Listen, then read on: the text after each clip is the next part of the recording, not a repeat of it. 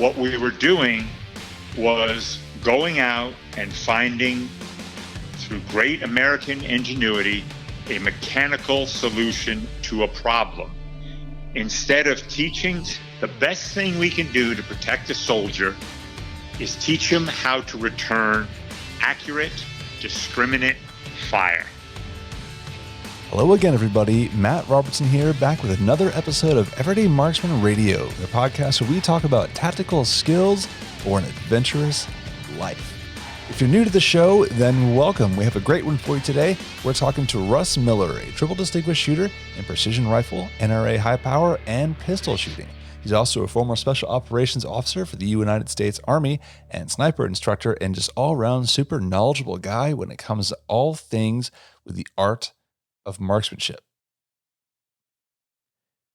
Today's show notes can be found at everydaymarksman.co/8. That is the number 8. So everydaymarksman.co/8. There you're going to find some takeaways, some key links, things to talk about in the episode, as well as a transcript.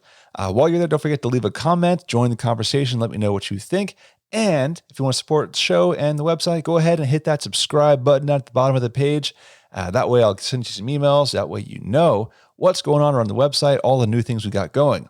On that note, for all the regular listeners, we have a new Marksman Challenge up as of last week. So this one's all about doing emergency shelters. If you've never done a poncho hooch before, this is your chance. Minimal shelter, get out in the wild, do it with some knots, do it with a poncho, some stakes, and just have some fun. Don't forget to post your pictures along the way so we can show it on the site and kind of show off what your rig looks like.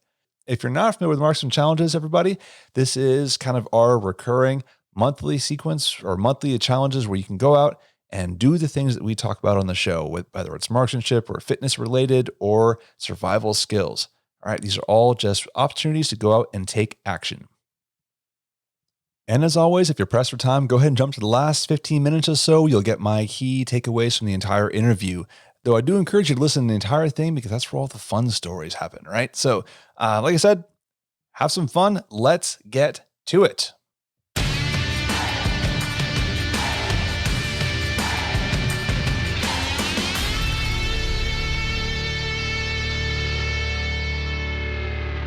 My guest today has over 30 years of military and competition experience. He's a triple distinguished shooter in rifle, pistol, and NRA action pistol. He's also an NRA long-range high master competitor. He's been a coach and commander of multiple military marksmanship units, including the National Guard, Special Forces Weapons Sergeant Course, and the West Point Pistol Team. I'd like to welcome Russ Miller. Russ, welcome to the show. Hey, nice to talk to you, Matt. Oh, absolutely. I'm glad we got to connect. All right, so I'm going to start off. I got a little bit of your background, but one of the most interesting things you said to me was that you didn't learn how to shoot in the military. You learned through competition. So I want to start there. Tell me a little bit about that. The military, and I should speak more for the Army than anybody else, it qualifies people. That's all it does. I was in an infantry unit, a highly deployable infantry unit. We went to the range once in the spring, once in the fall. The first thing I heard when I got off the trucks is, okay, everybody hurry up because we want to get home tonight. And people were put on the range until they qualified. There was no training. There was a cursory, what they would call basic rifle marksmanship lecture in the barracks somewhere in a classroom. And then we were off to the range. You got 9 rounds to 0. If you were having problems, you got 9 more rounds to 0. And then it was off to the qualification range. And like John Simpson said in your interview about qualification versus training, that's not training. This went on for 3 years in the infantry for me. When I was at the infantry school at basic, they took us out to the range. I'm an infantryman at the infantry school. Think about this. They spent a half a morning waiting for trucks to pick us up to move us 2 miles to a pistol range. We went there. We filed by and got our ammo. Then we filed by and got our magazines because you can't get them at the same time for some reason. and then were told to load the magazine, then load the gun, and we fired 5 rounds at an empty berm. I mean, there wasn't even a target? There was no target. Huh. And then we waited another hour for the buses to come back and move us 2 miles back to where we started. So where in that 4 years did I have any marksmanship training? That's what I'm talking about. Okay. It's funny because I mean, me being from the Air Force, I remember when I got qualified on the M9, and it was a very similar experience. I showed up to the CATM range, or for the non-military folks, I mean, it's combat arms training and marksmanship or something like that. Memory is fuzzy. But I remember we showed up and we got like a 30-minute, here's how you handle a pistol safely, disassemble it, inspect it, and mine had a cracked slide. I remember bringing that up to attention. And then off to the range where we fired 36 shots and we were done. There was no marksmanship, there was no instruction, there was no, here's how you handle this, how you have a correct grip. It was just, okay, you shot. Good job. I had the privilege of doing an annual qualification with the Marine Corps at about the same time. And that was a whole different experience. I can't speak to the Marine Corps now. I've heard some not so good things about where Marine Corps marksmanship training is going, and that's a shame. But yeah, there is, I can't remember. And that goes for special forces too. So yeah, that's why I put on, whenever I talk my resume or I'm standing in front of a group, I wasn't properly trained, so I had to go out and find it. And that was, well, and I think in your interview with John Simpson, he mentioned going down to the Smith & Wesson Academy, I believe. Mm-hmm. And it changed his whole outlook on marksmanship training. And that's basically what's happened to me. I thought I could shoot because I was a big bad infantryman or a big bad Green Beret.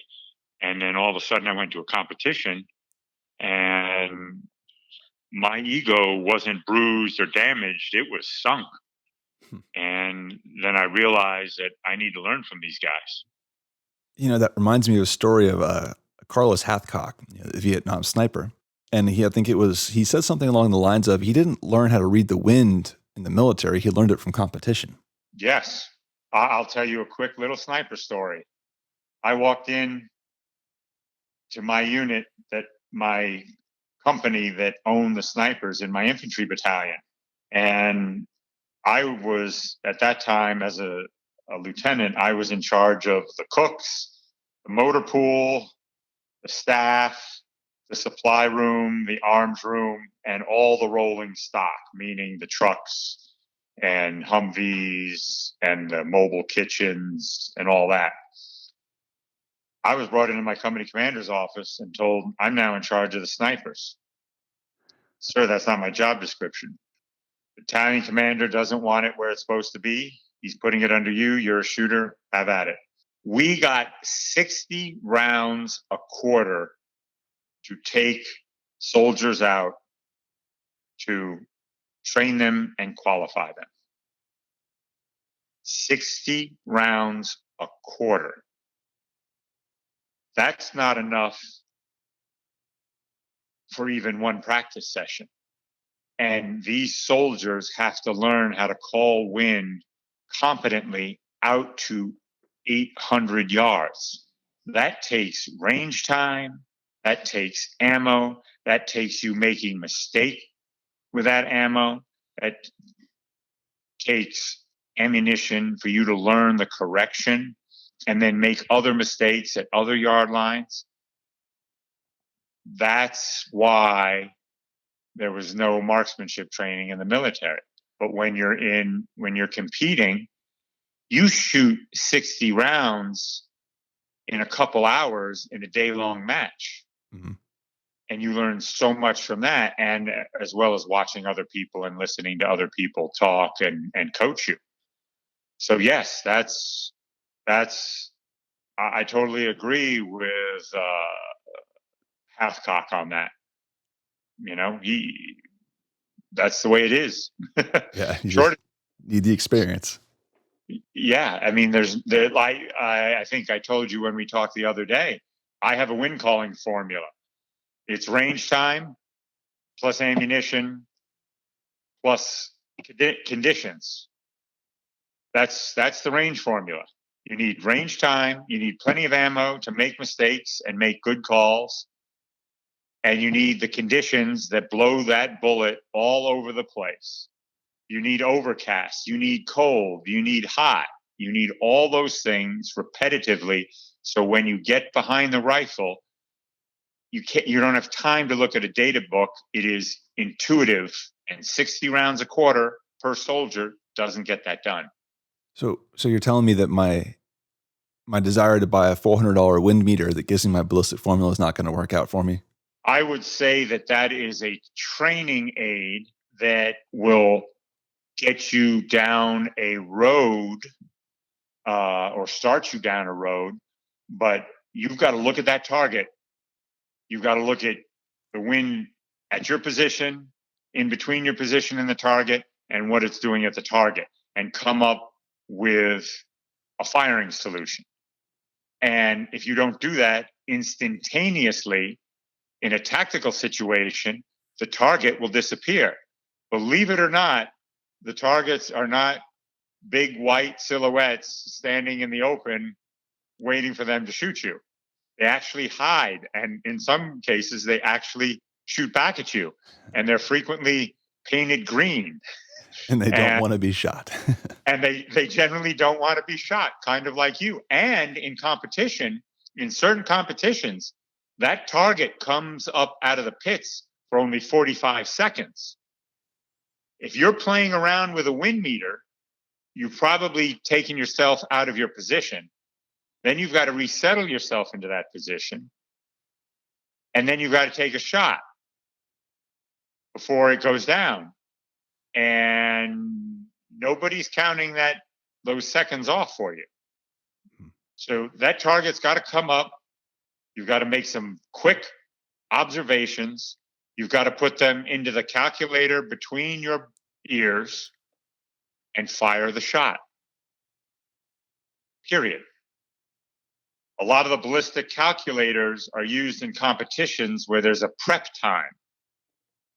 So you get to check the conditions, see the prevailing conditions, and then you can use that when you go up to the firing line under a time constraint and use it as part of your formula.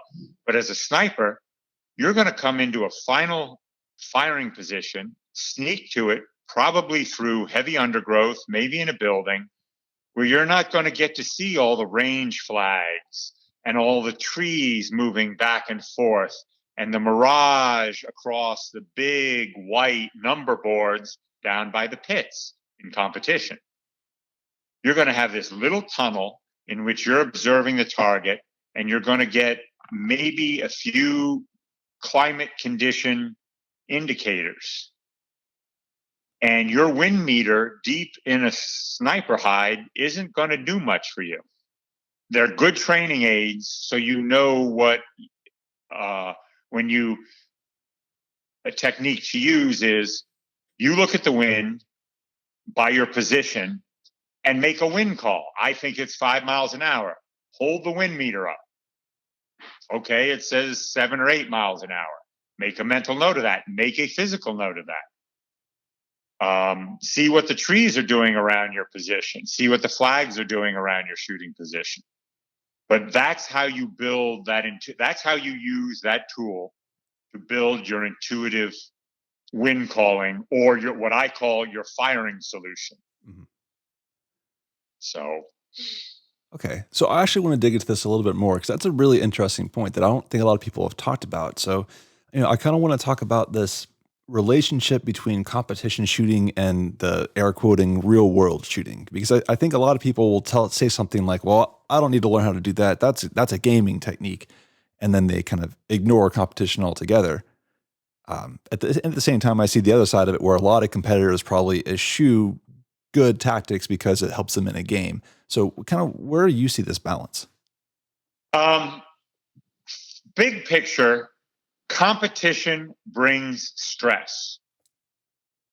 The minute that buzzer goes off, and if you're in a particular discipline where everybody's watching you, that brings a lot of stress. You need that for combat. You need to be able to operate under pressure. Now, that sort of pressure isn't the sort of pressure you get when the ramp goes down on the landing craft and the German machine gun in the bunker opens up on you. But we can't do that, and we can't shoot at you for real. So the next best thing is getting into high pressure situations, and competition does that. So that's the big picture of competition and how you need to use it. You will get complaints that, oh, it's not realistic, it's not tactical, it's this. I have been to many a military sniper match. And in that military sniper match, there are frequently snipers that have a NRA long range or high power rifle background. Their background primarily is competition. And then you get the pure snipers. And almost every match I've been to, when there are high power shooters and then pure snipers in that sniper competition, the high power shooters will win. Mm-hmm. Because every sniper match, no matter how many different physical things you have to do, their road marches, land navigation, a sniper match is primarily a shooting match. And those high power shooters aren't just hitting the E-type silhouette every time. They're hitting dead center in that E-type silhouette. Okay. And so that's where the competition comes in. What you need to do is, as a tactical trainer, since I'm straddling that world, what I endeavor to do is put a fine filter between the competition and the tactical.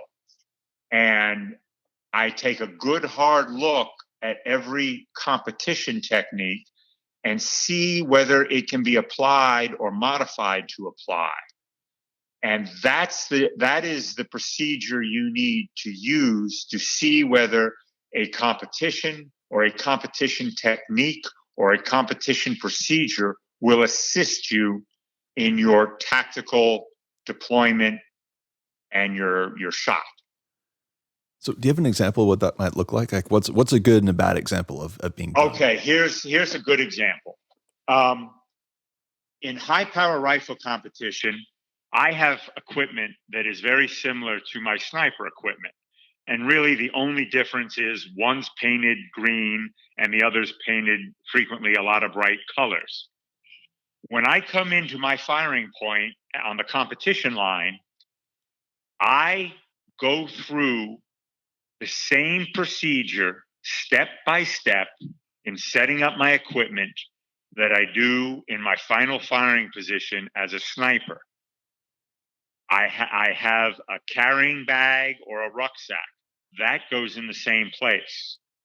The rifle gets laid down initially in the same place. If I have a spotting device like a scope, a spotting scope or binoculars, they get set down in the same place, in the same chronological order.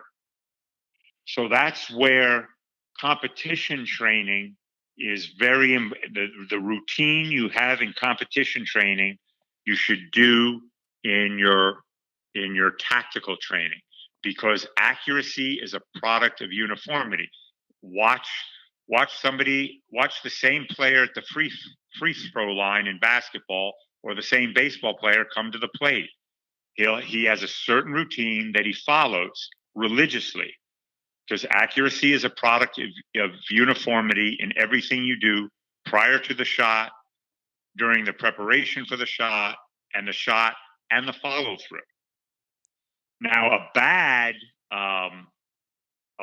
example of not filtering through competition techniques properly is the M1907 sling. If you're not familiar with it, it is the sling with two long rows of holes, basically along the entire length, with two hooks, and you can adjust it. You don't have time, you don't have a 3-minute prep period in most sniping cases to adjust that sling exactly the way you want it. And if you don't get it right the first time, you've got to come out of it. And it takes 8 hands to do at least. And that is a case where somebody didn't look at this and say, this is not suitable for sniping because we're shooting at fleeting targets that are shooting back at us, and I don't have a 3-minute prep period to do that in combat. John Simpson talked about it. We get gear crazy, and we're looking for the next miracle weapon that's going to win the war. And the next miracle weapon that's going to win the war is a man in uniform, man or woman in uniform, with good, hard, proper training. And I'll give you a side example because it also straddles that high power tactical side. I had a friend of mine in the National Guard, very fine high power shooter. He was on the all guard rifle team. He went to a sniper match. He was a 55 or 6-year-old man. Went to a sniper match. He'd been shooting high power his whole life. He went with a Winchester Model 70 with a Unertl scope on it. And for your listeners that don't know where that comes from, that was our sniping rifle in World War II, Korea, and Vietnam, or one of the ones in Vietnam. And all it was a target rifle with a target scope on it. Here he comes and shoots in this match, and he places 4th with a gun that is arguably 60, 70, 80 years old with a good scope, but an antiquated scope. And he's placing 4th against 25-year-olds with high dollar sniper equipment. And one of the reasons was he was such a good high power shooter, his equipment didn't matter. And guess what else? In addition to his 50, 60, 70-year-old rifle, he was shooting match M1 ball or M1 match ammo, 30 caliber, meaning what most listeners would know as 30-06. Mm-hmm. So I hope that illustrates a little bit of the competition. That example illustrates how important competition is and how unimportant equipment is. You know, that reminds me of a quote, Field Marshal Montgomery, who said, man is still the first weapon of war. Exactly. And I alluded to this in the beginning when we started talking about the lack of training in the at least in the U.S. Army infantry. I should be more specific. When I got to Somalia, I got there right after the big Battle of Bakara Market, which everybody knows is Black Hawk Down. And the Army, which is really good at doing surveys and finding out what went wrong, found out that we had a lot of extremity injuries. So 2 or 3 months after we got there, we got a prototype of an Kevlar armored suit. It was the most ridiculous thing thought of. We're in the Middle East. We're in the desert. We actually tried it out with a squad. And they did their 3 to 5 second rushes. And I was there to witness this, and I cracked up laughing because after about 100-meter tactical movement, they were smoked. And they also couldn't shoot their weapons. What we were doing was going out and finding, through great American ingenuity, a mechanical solution to a problem. Instead of teaching, the best thing we can do to protect a soldier is teach him how to return accurate, discriminate fire. And we don't do that. These soldiers couldn't mount their rifles and get a good stock weld on their rifles because of the bulk of all this stuff. They even had a Kevlar apron that hung down from the back of and sides of our helmet. Yeah. How, I mean, they were smoked. They needed a serious refueling of water after that 100-meter movement. So in addition to not being able to shoulder their weapon properly to take a good shot, now they're smoked. And they have to take a good shot at a fleeting target with obscuration on the battlefield in 1 to 3 seconds. Huh. That's a difficult task to do. Yes. So and I'll give you another example. They sent over armored Humvees where they just slapped on armor to a Humvee and told us to test them. Because, as you saw in the movie, all the vehicles in Black Hawk Down were soft-skinned. Bullets go through them. They go in one side, go out the other, and they take a lot of flesh with them. Well, they just bolted on the armor. They put thick plexiglass everywhere, and there were no air conditioners. The minute we went off-road, they got stuck. Because the Humvee was designed around a certain weight to be a high mobility, multi-purpose wheeled vehicle. Once you turn it into a light tank, it can't do that. It's just that simple. So it's using the right tool for the right job at the right time. Exactly. And if we had taught them to shoot from vehicles, moving vehicles accurately, maybe we don't need to bolt on the armor, or at least not in the thicknesses and configuration they had. So that reminds me of another question then. Something that I've kind of gone on off talking with other people about is you mentioned how the military, particularly the Army, has kind of reduced its investment in marksmanship training. And there's kind of a conversation going on among my readers in particular who say something along the lines of every time they introduce a new gizmo, like a new red dot sight or something like that, then there's what should be make marksmanship easier ends up being net no change because they de-invest in practice and training. Well, let me disabuse you of something. There is no marksmanship training in the U.S. Army that I've seen in 26 and a half years. There's, I mean, that's one thing we have to establish. There is no marksmanship training. There is cursory training to get us through qualification. Okay. And now they're doing a lot of standing CQB shooting. And I've heard they've changed the qualification and it's supposed to be more realistic.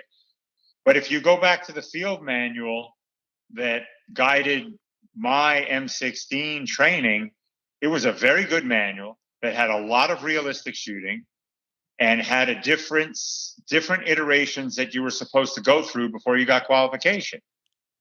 But what we did was we went zeroed and then we went to qualification. No doubt this new military marksmanship manual is probably a great piece of work. But commanders are graded on qualification. And commanders, a lot of people, unless you've got a great command climate that wants to go out and do realistic training, they want to get out there and get everybody qualified expert and get them back.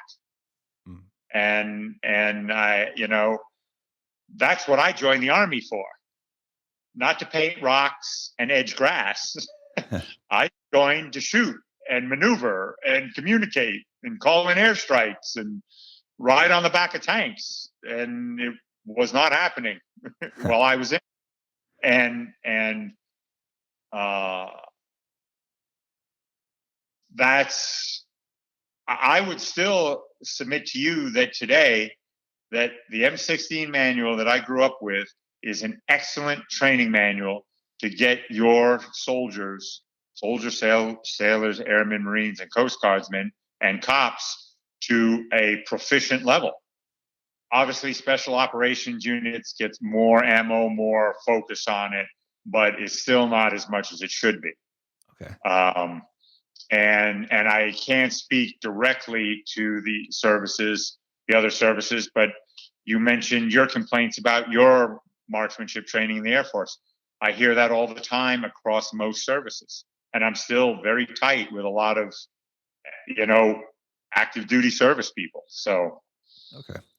So I'm going to come back to something you said earlier. You were talking about the consistent process, that accuracy is a product of uniformity.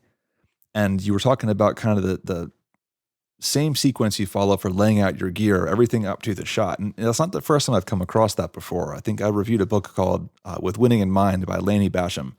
And he talks about the mental program. And it's a very similar concept to that, where there's always this, you do the exact same sequence up to that shot break. Is that kind of what you're talking about? Does that sound about right?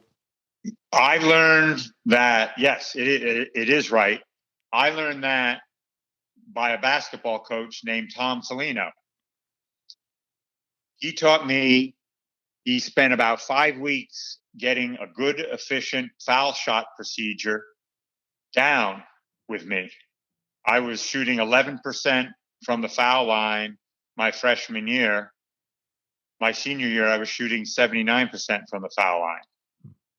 And I haven't played basketball in 20 years, but if you hand me a ball and go up to the foul line and take a shot, and you look at a video of me from 1985 or 6 when I was in high school, they will be precisely the same procedures. Precisely. And he beat into me that you can't just come up there and randomly do a procedure each and every shot. It has to be the same exact procedure, both the same mental and physical procedures. And they need to be done in the same order. That's where I got that from. My first marksmanship experience, my first marksmanship in training, and honestly, some of my best marksmanship training came from Coach Tom Foligno of the Warwick Valley High School basketball team, and he taught me how to shoot. Now, in a high pressure situation, you have to abbreviate that. But the only way you can abbreviate that effectively is when you get to the point of it being intuitive in the step-by-step slow process. You've got to walk, and you've got to walk completely before you can be Michael Jordan and take, let me go back. You read Larry Bird's book, and I read it a long time ago, but he practiced the basics. He would shoot 500 shots a day at a basketball hoop outside of practice. And he talked about how he and I saw this also in an interview. I may have seen it in the interview versus the book. It's been so long since I read the book, but all he did was practice the basics. And over that 500 round, or those 500 shots, he would do slow fire, and then he would do rapid fire. And the slow fire continues to instill the basics step by step, and the rapid fire compresses them and abbreviates them.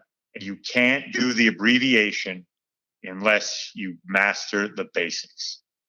So it reminds me of something I see in weightlifting all the time too. Not quite one-to-one example here, but they say if you do random training, you get random results, versus if you focus on what you're trying to do and repeat that. That's how you get where you're going. Exactly. If you go, I tell snipers, if you don't want to get involved in high power rifle shooting, NRA, civilian marksmanship program, high power rifle shooting, go to a match. Identify who the stud shooters are, and then watch, film them, take notes, watch their pre-shot, their shot, and their follow through procedures. Watch how they approach the firing line. Watch every little thing.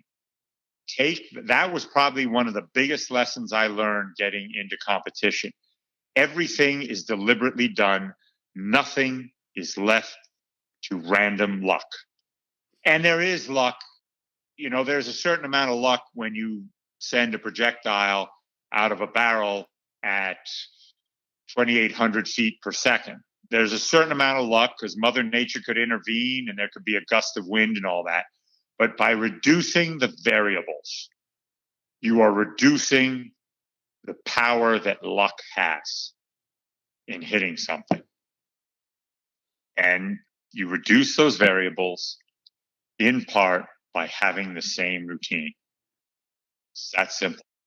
So I want to kind of talk more about competition. So, one of the battles I think a lot of people who do competition face, especially in the firearms community, is that nobody wants to get involved. And if you go around asking people, why don't you compete? You get kind of a mix of answers from people who will say that, oh, well, that's not realistic. That doesn't matter. And some people say they don't want to pay for it or it's too far to go. But a lot of people, I think, are kind of scared. They are scared because they load their guns with ego and not ammo. Huh. You understand what I'm saying? Yeah. They're kind of getting personally, like, they don't want to put themselves on the line because they don't want to be shown that they might be wrong. You grab your average SF guy. He became SF because he was a super soldier to begin with. And a lot of people probably told him before he joined SF that he was a super soldier. Then he gets to SF, and all we do is tell ourselves that we're super soldiers and we're great. And compared to the rest of the Army, we're great at a lot of things. But then you take him to a competition, and the 60-year-old guy with a massive beer gut smokes him in the competition. His ego's bruised. His ego's bruised. You've got to set your ego aside and realize that everybody there that's shooting well was once you. There's no harm, there's no foul in it. And you'll find that most of the shooters there will give you more advice and training than you'll get in your whole career in the Army in just one day-long match. And when they find out you're uniformed, you get even more assistance and a help, and you get a lot of friendships. And they all want to see you do well, especially as a uniformed serviceman or a cop. But a lot of people don't want to do that. I frequently invited my fellow special operators to matches, and about a quarter to maybe a third that I invited would come, and then they got their ass handed to them by the old geezer, the gray hair, the old 65-year-old. And next time I said, hey, there's a match this weekend, there were all sorts of excuses why he couldn't do it. And eventually I frequently said, it's like, your ego's bruised and you haven't recovered. Oh no, that's not me. I really need to mow the lawn this weekend. It's very important. Or I need to wash the car. It's like, okay, thanks for coming. Thanks for coming to the competition you did. If you ever want to join me, feel free. A lot of it is ego. A lot of it is ego. And not just with the servicemen. There's other people that have the same ego problems.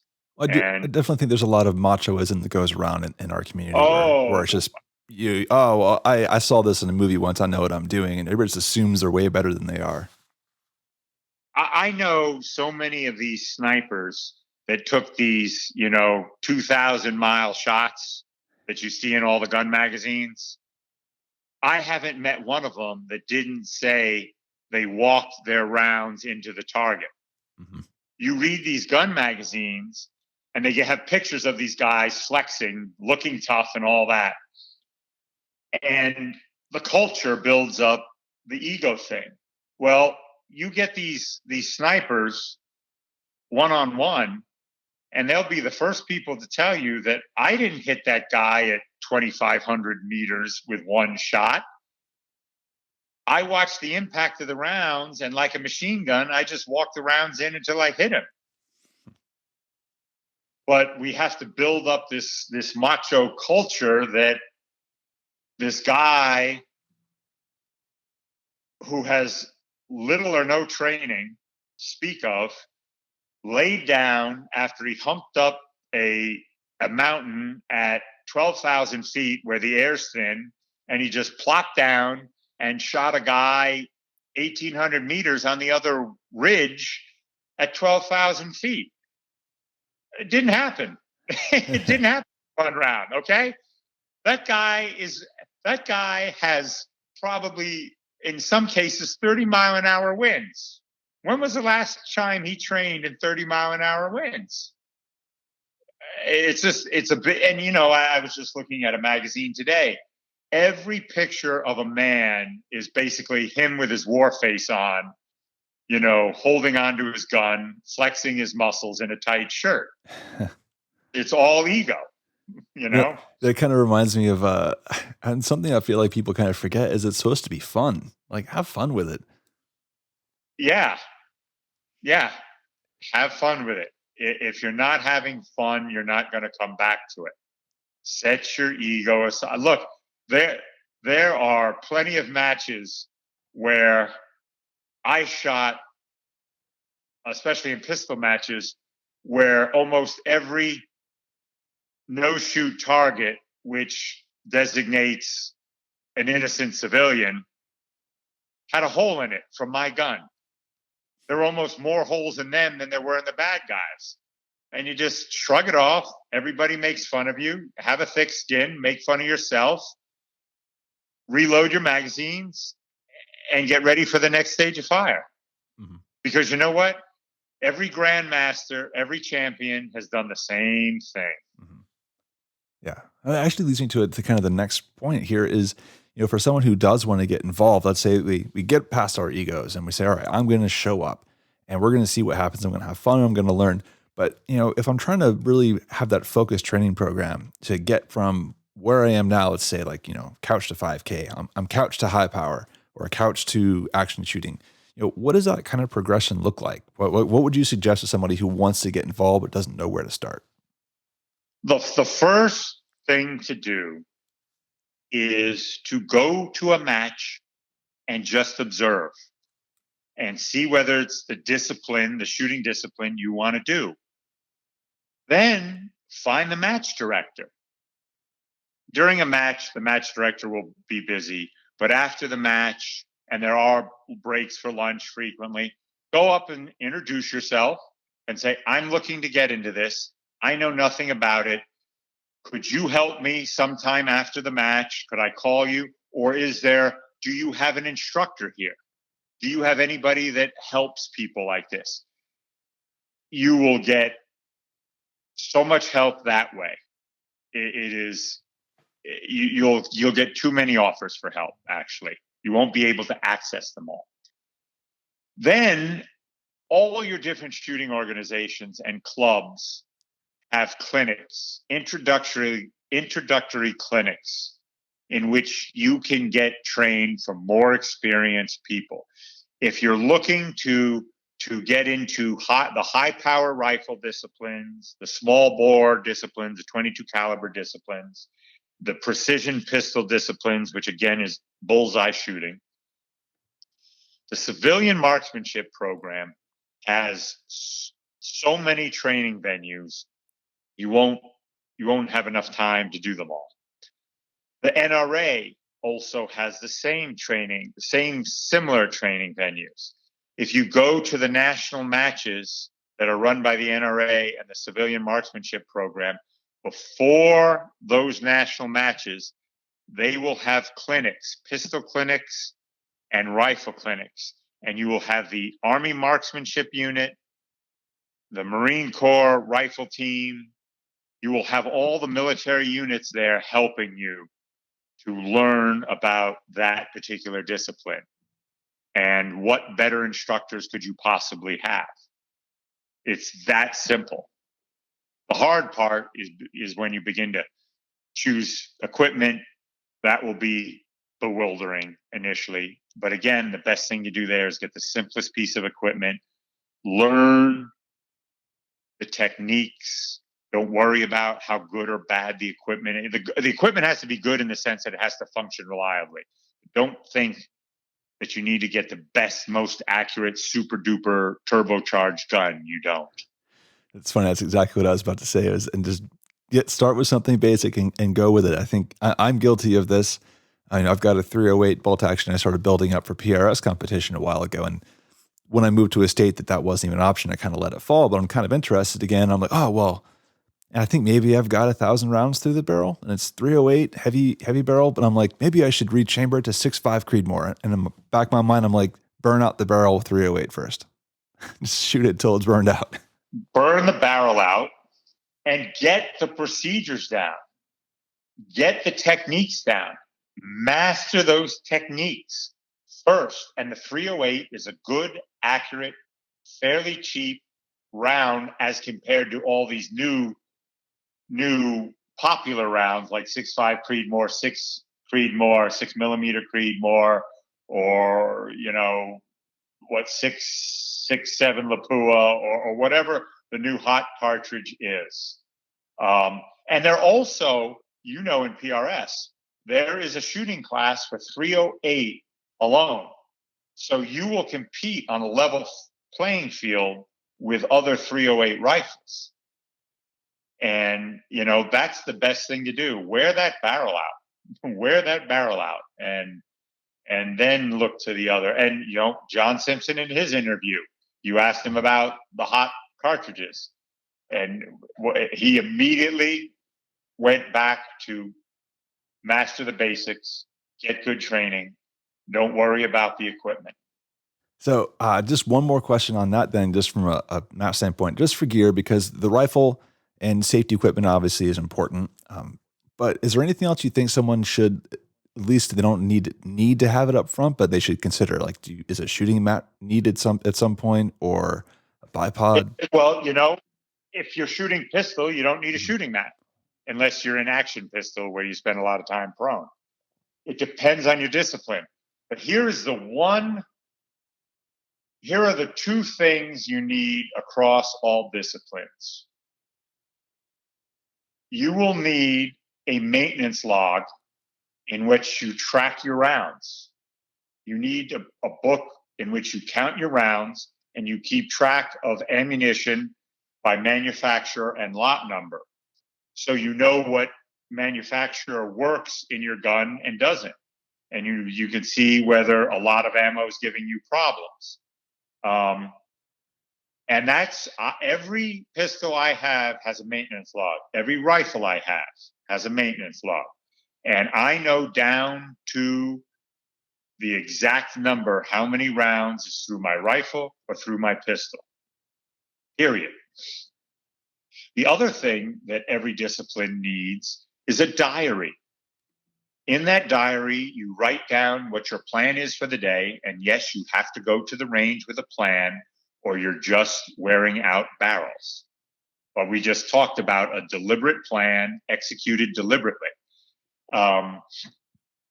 And then you need to write down things as you observe them, either during the practice or after the practice. It's absolutely essential because, and in some cases, there's philosophies in which you say you go back and look at that diary and ingrain the lessons and check to see whether you're meeting the lessons learned. But there's also a school of thought that says just the act of writing it down helps teach you. Figure out which one works for you. I frequently can learn the lesson and move on, but sometimes I go back to my diary and look back at some of my notes. But those are the two pieces of equipment I would have for any discipline, and I do have for every discipline. I've shot rifle, I've shot pistol, even my shotguns, which are just defensive weapons. They have a round count, period. They have a round count book that is and that round count book is a part of the rifle or the pistol or the firearm. When I go to my gunsmith, he gets handed my maintenance log. Gunsmiths are involved in maintenance. He needs that maintenance log. And it goes into my soft case. It goes into my hard case with the gun. And then when my gun goes into the safe, it is set down right next to that rifle. When that rifle comes out, the maintenance log comes out. It's that simple. So actually, it's going to follow. That leads into it's a perfect segue to kind of the first audience question that I've got, because I let people know who I was going to be talking to, and they let me know some of the things they were interested in. And you actually alluded to this earlier, and I think it relates to the diary, but a data book. People talk about data books all the time, but how is that related? And what do you think people should know about that? A data book is more a picture representation of your rifle shooting as you do it. And it shows you what firing solutions work. It shows you what conditions affect you in a different way. Like when we were shooting iron sights in rifle competition, the angle of the sun bouncing off that front sight is very important. There's a saying, lights up, sights up, lights down, sights down, because of the optical illusion sun plays on your front sight. That has to be recorded so you can refer to it at other matches or in other firing, in other tactical, in terms of sniping, in a tactical situation. And it also begins to ingrain it into an intuitive thing. I'll give you an example. I was on the firing line with shooting at 1,000 yards in an F-class match. I think one of my first F-class matches. I had all my data books and all my data cards, my range cards, all that stuff that would somehow get me an X.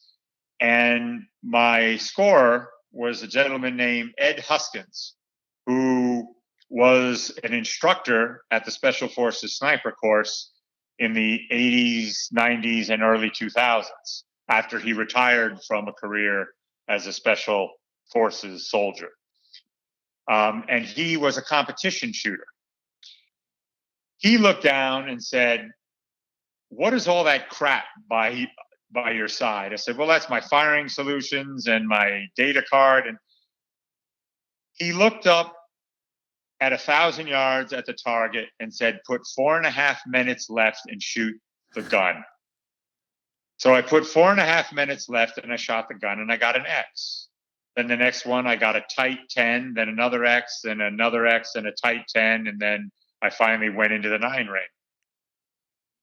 He knew how to do that without a data book because he had spent years and years using a data book, to the point where he knew what wind call to make. The data book starts you down a journey of building up an encyclopedia of experience and knowledge for the time when you don't need it. And that's where a data book comes in. Now, a data book is different than a diary. The data book, you're putting your minutes of angle left, your minutes of angle right, you're putting the conditions, you're plotting, you're putting your call on a call chart, then you're plotting your actual shot on the plot target. And you may make some cursory notes. You'll note the temperature. You'll note the angle of the sun. You'll note the lot of your ammunition. You may even note which gun you're shooting. I always put the serial number of my gun, or I put the buttstock number of the gun. I put buttstock numbers on all my guns because I have multiple copies of each, and that helps you. The data book helps you with the science portion of shooting. Shooting, to me, is both an art and a science. And the data book is more science because it's true data. The diary is your observations about everything going on, about how you feel. I ate too much this morning. My stomach's growling. It's affecting my position. I have a cramp in my arm. I can't get into a good position. The rifle seems to be staying hot when it should be cooling. Those are the things that you put in the diary. And then at the end, you put in a plan to address those issues. So that's the difference in the diary. And the reason I just mentioned diary and maintenance log, because some sports don't have a data book. Pistol, generally you don't have a data book. You may if you're shooting precision. But if you're shooting practical, there's no data book involved in that, just the diary and maybe your maintenance log. But in precision shooting, precision rifle shooting, or at least during your practices, you will have a data book with you, as well as when you're practicing sniping. And that actually gives you the next question on this from another reader, related to that one, because you talked about your first F-class experience. Earlier in this conversation, I kind of joked about buying a wind meter because I don't have one, but I was always interested in it.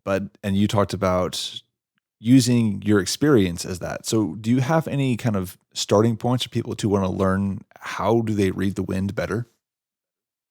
One of the first drills that a gentleman named Middleton Tompkins does with us at his long-range clinic. Middleton Tompkins is arguably one of the finest rifle shooters this country has produced. And one of the first drills Middleton Tompkins does is he has us shoot at the target and he gets plotted and he leaves the plot in. Then he waits for a strong wind and then he tells us to take a shot and he tells us not to touch our sights. He wants us to see how far that bullet will be pushed by the wind. And he has us do that in different wind conditions, strong, medium, and weak wind conditions.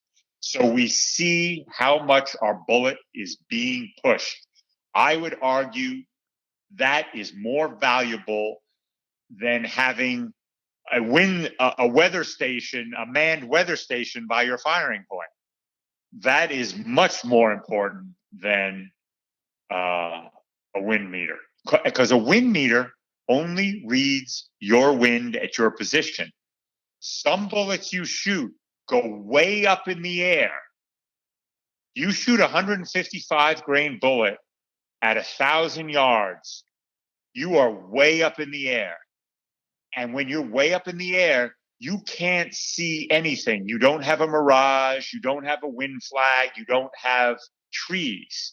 So how is that wind meter going to help you 30 or 40 feet up in the air? Another thing I did in my sniper training is I had a wind meter and I had somebody go down to certain yard lines. I would have them walk down and I'd be on a radio and say, stop. And then I'd give everybody about 10 seconds to read the wind at that location. And then I'd have them all say it out loud. And then I'd have him read over the radio what the wind call was. That's where a wind meter, I believe, has more value. When it is training you, when it is confirming or denying your wind calls in training. So there's no substitute for doing the work. There's no substitute for doing the work. It is not if you're using a wind meter as a crutch during a competition or a sniping scenario, that's just what it is. It's a crutch. It's not a tool that is helping you move forward.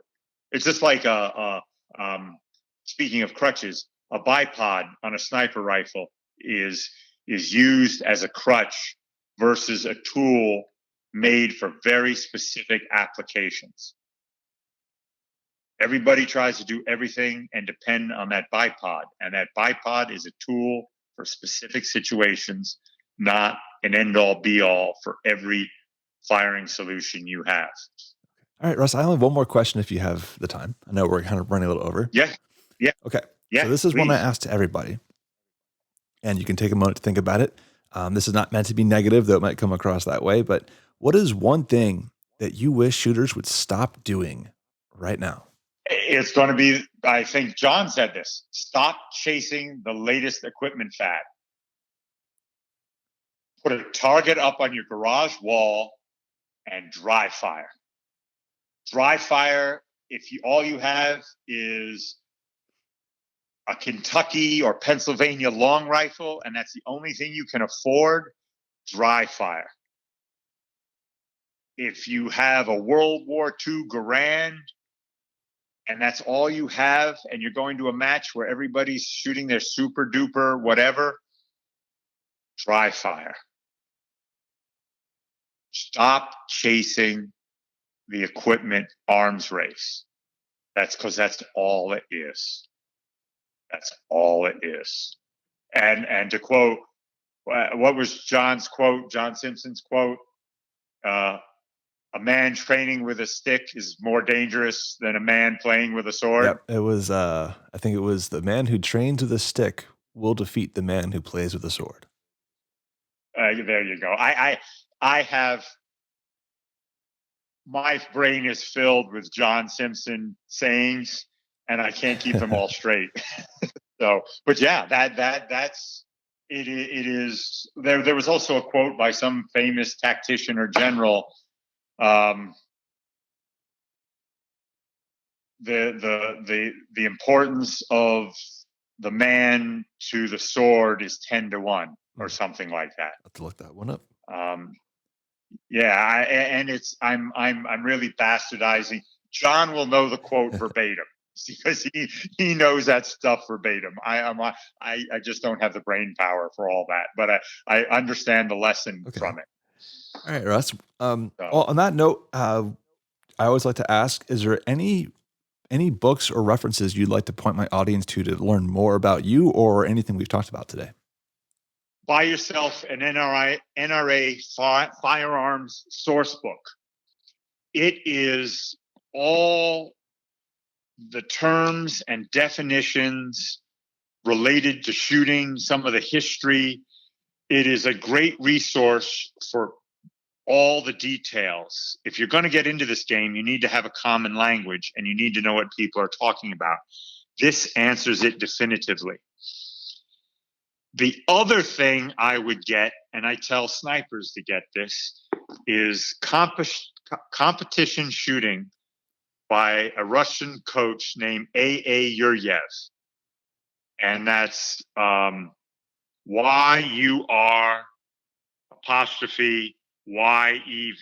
A.A. Yuryev, competition shooting. Some of it's a little dated and some of it has been modified, but it goes through the science of shooting and the science of getting into a position. It has lots of pictures of world-class shooters from around the world in the 50s and 60s. It has excellent anatomical depictions of each shooting position. And it should be read, and I've read it 3 times. It discusses the ligaments in your arm and how they affect your shooting. And while there's some things that need to be updated about it, it's still a book that I would say is 95% accurate to this day. And those are not super duper, this is how you be a sniper book, but these are books that transcend all shooting and will send you down the right path. I will definitely make sure to stick those in my show notes here so people can find them. Yes. Competitive Shooting by A. Yuryev is out of print. So it's there may be a little sticker shock when you see it, but it is well worth it. It is well worth it. Okay. Well, Russ, it's been an absolute pleasure talking to you. I really appreciate you taking the time.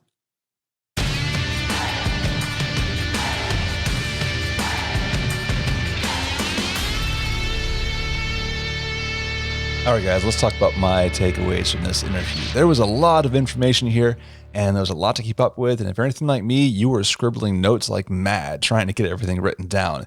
So I made it easy for you. Go ahead and check out the show notes, everydaymarksman.co/8/8. And you can find my notes, the transcript, other things we talked about today, as well as some links that we talked about in the episode to some books and resources that are out there. All right, so I've got 10 main points that I want to get across in this interview. So let's go ahead and go through them one at a time. So let's talk about our first takeaway from this. Right off the bat, Russ said that marksmanship training in the Army is not what everybody seems to think it is. The truth is, it's a government organization, just like police and any other unit, where there's budgets to be contending with, and there's time, and there's pressures, and there's other things going on that basically means that you don't get all the amount of practice that you probably should get. And the expectation is that you're just going to figure it out. And sometimes people do, sometimes people don't. People may get into private competitions like I did and Russ did and learn that way. Some people may work their way into more advanced units where they get to do a lot more of this. But the reality is, it's not that common to have somebody who gets really good at shooting. And one of my favorite stories out of this one was also his friend who's a national high power shooter who went to a sniper competition and placed 4th while using a Winchester Model 70 and inertial scope. I mean, we're talking old school World War II, Korea, Vietnam era equipment, and they're going up against modern day military snipers stacked with the most expensive gear that government money could buy. And the dude placed 4th. What that tells me and reminds me is that the important part of this is not your gear. It's the know-how, that you have the experience to read those wind calls, know your rifle, know how it's going to perform, and use your gear to the best of its ability. It comes back to what Jeff Cooper once said in The Art of the Rifle, which is a good shooter can shoot up to the level of their rifle. And I would wager that most people today can't do that. Another key factor that I thought was really, really important in this conversation was talking about the importance of pressure. Now, in the military training that I went through, just like many others, nobody's going to be shooting at you in training. The reality is it's never going to be as high of pressure as you'd find in a combat situation, but that doesn't mean you can't add something. And that usually comes in the form of competition against others or time pressure. What you need to do is balance that desire to have time pressure for your competition, where you actually have to do something quickly, faster than the next guy, be more accurate than the next guy, and that helps you do things better. But the balance on that is that don't let the desire to push the limits as the game goes make you do bad things that are going to affect you in a defensive situation. So don't develop habits in a competition situation that are going to hurt you in a defensive situation. You need to be able to operate under pressure. Now, that sort of pressure isn't the sort of pressure you get when the ramp goes down on the landing craft and the German machine gun in the bunker opens up on you. But we can't do that. And we can't shoot at you for real. So the next best thing is getting into high pressure situations, and competition does that. As a tactical trainer, since I'm straddling that world, what I endeavor to do is put a fine filter between the competition and the tactical. And I take a good hard look at every competition technique and see whether it can be applied or modified to apply. And that is the procedure you need to use to see whether a competition or a competition technique or a competition procedure will assist you in your tactical deployment and your shot. Another important point here was talking about the importance of mobility, that a lot of people want to weigh things down. And Russ used the example of Somalia, where he went in after the Mogadishu incident, and they gave him these full suits of Kevlar, and they gave him up-armored Humvees and everything to slow down. Dudes were getting gassed after they moved 100 yards. The trucks were getting bogged down. And his argument was that everybody would have been far better served with better training to actually shoot at the targets they were aiming at effectively and return fire effectively. That the best training we could do, the best thing we can provide to a soldier, as well as your own personal skill, is to go practice effectively. You need range time. You need plenty of ammo to make mistakes and make good calls. And you need the conditions that blow that bullet all over the place. You need overcast. You need cold. You need hot. You need all those things repetitively. So when you get behind the rifle, you don't have time to look at a data book. It is intuitive. Accuracy is the product of uniformity. It's something that Russ kept repeating over and over again, both in regards to his procedures as he's set up for a shot. He follows the exact same procedures every time as he was taught by a high school basketball coach, but the same thing applies to your equipment. You use your equipment the same way every time. So it's extremely important for any consistent endeavor where you want to have accuracy. You need to do it the same way every time and be consistent. Accuracy is a product of uniformity. Watch the same player at the free throw line in basketball or the same baseball player come to the plate. He has a certain routine that he follows religiously, because accuracy is a product of uniformity in everything you do prior to the shot, during the preparation for the shot, and the follow through. One of my favorite lines out of this entire interview, and the one I titled this whole article with, is load your rifle with ammo and not ego. Or I think he flipped it around to saying they loaded their rifles with ego and not ammo. And by they, he's referring to these lifelong career, high-speed military shooters who thought they were the top of their game across all the worlds that we do in the military. But when it came to showing up to an NRA high-power competition, they got destroyed. And that stings a little bit. I've been on that end where you think you're really good at something, you go to a match, and then you just get stomped by these guys who really did know what they were doing. So the question is, are you going to take that loss and swallow your ego, come back and practice, or are you going to say, no, that's just for gamers. That's not real world. That doesn't apply to me, and then never show up again? The choice is yours. Because I was a big bad infantryman or a big bad Green Beret, and then all of a sudden I went to a competition and my ego wasn't bruised or damaged, it was sunk. And then I realized that I need to learn from these guys. Towards the back half of this interview, we started talking about getting involved in competition, and I thought there was a lot of really good points made with how to get started.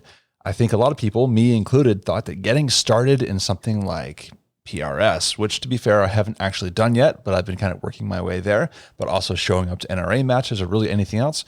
It seems like it's this far off goal because the costs are going to be so high and you don't have the right training, you don't have the right equipment, you don't know what you're doing. And Russ's advice is easy enough. That's show up. Show up, take note of what people are doing. You don't even have to compete. Just show up and watch people and then ask questions. At the end of the day, go find the match director and ask him if he's got any ideas and resources. And people who want you to be involved will help you. And my own personal experience from other matches I have been to is that if I am lacking some piece of equipment, almost anybody there is willing to share.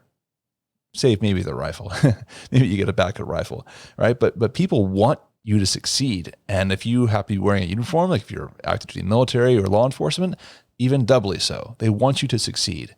And beyond that, we also talked about rifle caliber. So we have this tendency to want to go after these high-speed, super trendy cartridges like 6.5 Creedmoor, or lately my new obsession is 6.5 PRC. But the truth is, the difference between those and a 308 and someone like my hands just isn't that big. And a 308, a 30 cal bullet will do a lot of things really well. So the answer is go to the range. Go to the range with the rifle, start shooting, start practicing, and show up and run it. And by the time you burn out that first barrel, you will have learned so much about yourself and your own performance and the rifle that when it's time to rebarrel it, then the caliber doesn't matter. Now you're competing at a different level and the caliber is gravy. The real change was with you. I know so many of these snipers that took these, 2,000-mile shots that you see in all the gun magazines. I haven't met one of them that didn't say they walked their rounds into the target. You've got to set your ego aside and realize that everybody there that's shooting well was once you. There's no harm, there's no foul in it, and you'll find that most of the shooters there will give you more advice and training than you'll get in your whole career in the Army in just one day-long match. If you don't want to get involved in high-power rifle shooting, NRA, civilian marksmanship program, high-power rifle shooting, go to a match. Identify who the stud shooters are, and then watch, film them, take notes, watch their pre-shot, their shot, and their follow-through procedures. Watch how they approach the firing line. Watch every little thing. That was probably one of the biggest lessons I learned getting into competition. Everything is deliberately done. Nothing is left to random luck. When I asked about the most important accessories to get started, it was an interesting reply because Russ said that really the most important thing is that you have a gun that's good, but good enough to be reliable. It doesn't have to be super awesome. Just get started. The equipment has to be good in the sense that it has to function reliably. Don't think that you need to get the best, most accurate, super duper turbocharged gun. You don't. The three most important accessories you can do for yourself are actually not anything you can buy, but something you should do. Number one is have a maintenance log. In that maintenance log, keep track of every round you fired, every lot of ammunition, every time you clean, and then that way you know how that rifle is performing over time. What ammo corresponds to what happened with the rifle. Then when you want to get work done on the rifle, you have an entire history of what's gone on with it. Number two was a diary. And by diary does not mean a data book, because that's number three. A diary is kind of your history about your shooting. How did you feel that day? Did you eat too much? Were you out of shape? Were you winded? Were you sore from a workout? What was the weather doing? What happened on the day? It's keeping track of your personal mental performance. The third item was a data book, which is a much more about a snapshot about how the shots went. Sketch the target. What was the wind? What was the velocity? What rifle did you use? Keeping track of the mechanical things that are going on at the time of the shot, so you know when you face those conditions again in the future that this is how the rifle performed. And also through the diary, you know how you performed under those kinds of conditions as well. In the interview, Russ gives the example of shooting a long-range match where he was laying on the mat with his wind meter and his data cards and everything, trying to figure out the solution. And these targets don't appear for very long. And his spotter, who is a longtime precision shooter and sniper instructor, looked at him and said, "What are you doing?" And he goes, "Oh, I'm trying to calculate my shooting solution." And the guy looks at the wind and says, "Dial 4 left." And he got an X-ring. That is the voice of experience. That is where you need to be. And as Russ said, you need to run that calculator between your ears, not the one in your hand. For my last note, stop chasing the equipment arms race, as Russ put it, which again rings true with me. And I realize as a guy who runs a gun blog, we write a lot about equipment. That's kind of a hypocritical thing to say, but it's so true. And twice in this interview, I brought up wind meters because for a long time I've so wanted to buy a Kestrel because I think they're cool and I think, oh, this would be really useful to have. And Russ's point of view is that a wind meter is a useful training tool, but it's a crutch when it comes to the actual moment. So how do you use that? Well, one way would actually be to go out and judge the conditions and pull up the wind meter and see how close were you. Look at the trees, look at the flags, look at the grass, see all the indicators that you know would affect wind, and you guess, and then verify your guess.